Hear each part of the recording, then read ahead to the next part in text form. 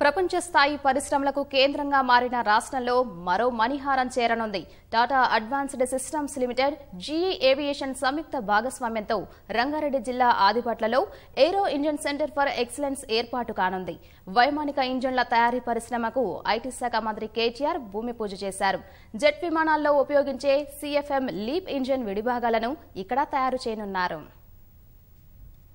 వైమానిక రంగంలో పేరొందిన Tata advanced systems limited, general electric సంస్థలు రంగారెడ్డి జిల్లా ఆదిభట్లలోని ఆర్థిక మండలిలో వైమానిక ఇంజన్ల తయారీ పరిశ్రమ ఏర్పాటు చేయనున్నాయి.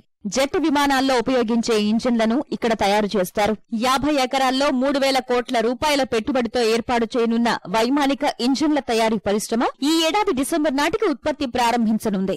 ఈ కేంద్రం ద్వారా దాదాపు 500 మందికి ఉపాధి దక్కనుంది. భారత్లో తయారీ స్ఫూర్తితో కొత్త ప్రాజెక్టు చేపడుతున్నామని టాటా సన్స్ వైమానిక విభాగం ప్రతినిధులు తెలిపారు. ఆదిబట్లలోని పరిశ్రమ ద్వారా CFM ఇంజిన్లతో పాటు వాణిజ్య, మిలిటరీ ఇంజిన్లను తయారు చేస్తామని జనరల్ ఎలక్ట్రిక్ సంస్థ వెల్లడించింది. ఆదిబట్లలో ఏర్పాటు చేయనున్న వైమానిక ఇంజిన్ల తయారీ పరిశ్రమకు ఐటీ శాఖ మంత్రి కేటీఆర్ సోమవారం శంకుస్థాపన చేశారు.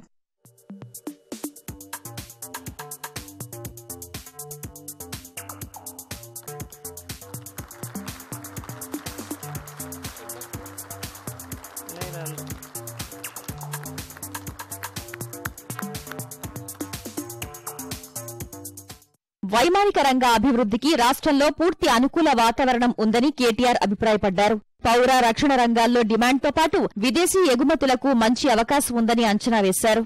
The state of Telangana already has a very strong ecosystem, as has been pointed out. We have 2 strong aerospace parks in Hyderabad today. In fact, we have 5 airstrips around Hyderabad and make more skilling academies and skilling institutions to supply the much needed manpower. And we are looking to also upskill and also skill the students and the workforce here in the state of Telangana, so as to ensure that this growing ecosystem can be supported ably by the local workforce.